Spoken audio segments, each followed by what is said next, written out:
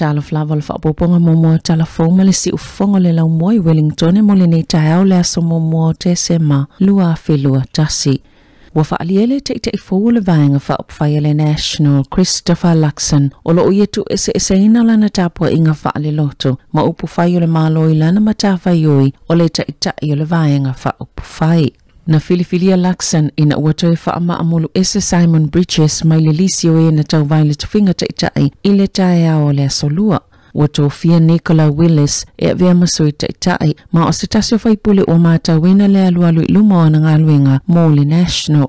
Ile ulua isaunua ngā Luxon ilo na tofinga tai le vaenga fa upfai na ieta wai o le filifilinga o ila ua o le vaenga fa upfai foulea le National o lo omo miaina eni usila. Na tali fo ila li faipule ni fa afisile winga ilo na tali tonunga fa ale loto mana ieta ua o lo na fa atuatuanga kirisiano na taiala inai o ia matama wa ilo na tali tonunga e iseme esili ato na ilo ia e wa ia fia foi wa maula vano e fa manino ile ato langa o na masani o na avesise male sa o le fa awinganga o lo na fa atuatuanga e alto langa fa manino e tu e se lava upu fai mai fa atuatuanga matali tonunga fa ale loto. Ele te tau i tangata ona filifili se faipule e fua ilunga o lona talitonunga fa ale loto maola na matafa yoi o le avea o ia fai masui o tangata ese uma o se taimi o tona ina sanua i Luxon e te ele euthanasia o le toi lauli liunga o tu la fono mo fa pa uma i tanga fa tase malefisili fa palota le na fai ele atuna o le tau sanga taluai e fa atatau ile marijuana. O toi whaapopoina le malo le umio le taimi e taofia i mo sa taimi le tu maule whainga o visa mo New Zealand mai atuno e fafo e amatatu ia Februari o le tausanga asau e o atu le aso limo au kusolu a lua. E mawhaio na toi suia pe ave se le afuafuanga pe awai e suia tuunga tua oio le atuno. Po o whemalanga inga ile vai fafo pe o na whaailoa le ofisa whemalanga inga New Zealand o au kusolu a felua sifulu na ulua i whaiaile a ia inga. Ina ua manino le tāpu nia o tua oi mawhemalanga inga i New Zealand o nol COVID vanga na ayo na tangata sitiseni tangata no whamau ma la taupa anga po whanau mamatua. O le aso e mawhaiona toi ave isi ailea fuafuanga e fua le toi tatalanga o tua oi New Zealand i tangata mai fafo ua mai a umatui pui ile masino aparela ile tausanga asau. Na ta ue se tasiolo ia mo ofisa whemalanga inga o se whaanoanoanga le mo a inga ia ua nunofo vala ma ua lata ile tolu tausanga ele itoe maua se feiloa inga. E luani kampani o supermarket i te tele i totono New Zealand na se seo na whaatawina atu ni suka ua whaaleanga ina le vaila awale led. Iena toi ave i supermarketi o suka nei o ni oloa sato e tapa ina le au whaatawe whaafoi. Peita ina se seo na ave i sea matu whaina atu mai se tasio no whanga au tua le countdown. Le whaaputu ai alato o loa, peo na moli mawina le astona italuai. Na toi tapaina i le Woolworths New Zealand, le aiona supermarket le countdown. Ina i toi whaafo ini tu aingo suka ina se loa, le vai, pe soft, ona ua whaaleanga ina le vaila awale led. E ui la ititi, na te talatu fo ile food staff sia suka molo na whaatawina atu le vai asu taluai. E ua mai o na yele vala au toi whaafo iatu. Na ta awale Woolworths o itu ainga suka le Chelsea ma le suka le countdown. Le raw sugar ma le suka ena na whaatawina le stoffi ma le asfarele ma iso se countdown. Super value po le fresh choice ile motu isauti. Whapema supermarket o le countdown se ipi tone lo wahat ma abahat o lo o afia ile atu langa. O lo whaatino le supermarket o le countdown se so enga whaanatinati. Pe whapefiona se sele toi te tala inatu i suka i supermarketi.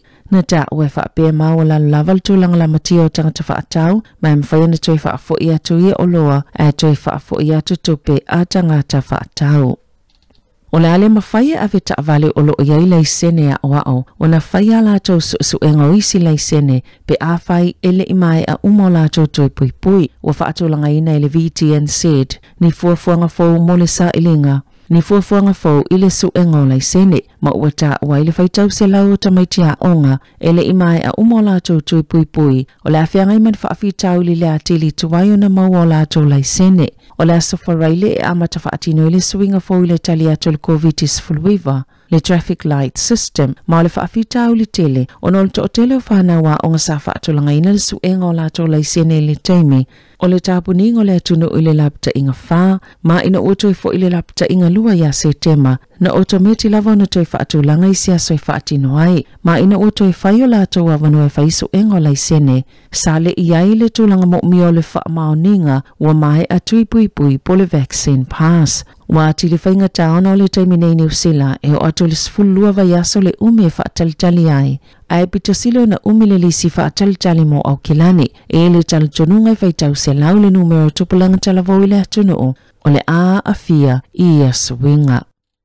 E to se lau tolu sfulu whaale au whainga o tangata whauna whaamaoni le COVID sfulu iwa le aso ana nafi pio na whaalia le matanga alwenga o le soifua maloloina wa whaamaoni fo ile isto o lo fau ine le soni ma ua ato i ele to tolo. Ele ini tangata whauna whaamaoni e Hawke's Bay, Lakes, Taranaki, Mid Central, Port Wellington. O ana nafi to vale sfulu iwa tangata o lo tauwhi e whalemai. To sfulu lima i North Shore, to tolu sfulu ono il whalemai au Kelani, to tolu sfulu whai Middlemore, to tolu i Waikato, male to tasi i Rotorua. Mai lea o whainga, e to lima sfulu ono ile i whaiani toi pui pui, pe lea anga wa afo i ile toi pui pui, e to aiva o lo tawhia i potu mo ngā se ngā seti ngā ina.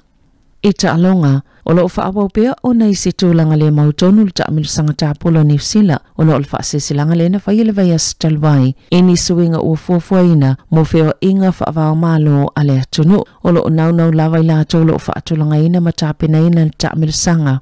Mo le tausanga fōina ia mawhaipeo na whaatauna uina, ai le uiloa pe a wai mai tangata ta alo mai fafo, o lo iele fōwhanga whaatino le taamilusanga i Queenstown. Ao le itatala ine New Zealand na tua oi tangata ta whao mai fafo, ua mai a umatui pui pui i le asotolu se fulu o Aperila.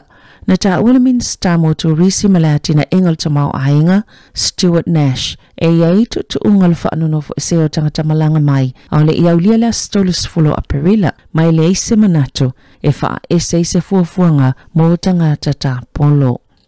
Na whaalia tai ka Woods o le ale mawhailava na toi ta alo tō mau ni tauwanga tā polo i le lumanai e whaalia ma tau sanga Woods ma e te le tau sanga numero tasi lanlangi tā ngā polo mo le itu pāwali mana e tā ua le Code Digest. O manuanga ia na mawhatia ai i lona vai tau matau ina ua la velan ta avalel masino Februari o se tūlanga ua ia mautino ai e le mawhaina toi ta alo tō mau ta minusanga o le PTA Tour. O lona whaamoemoenga tālo sia ia mawhai na pikini ta amnusanga i titi tau sanga te tasi e mawhai ai o na ta alo.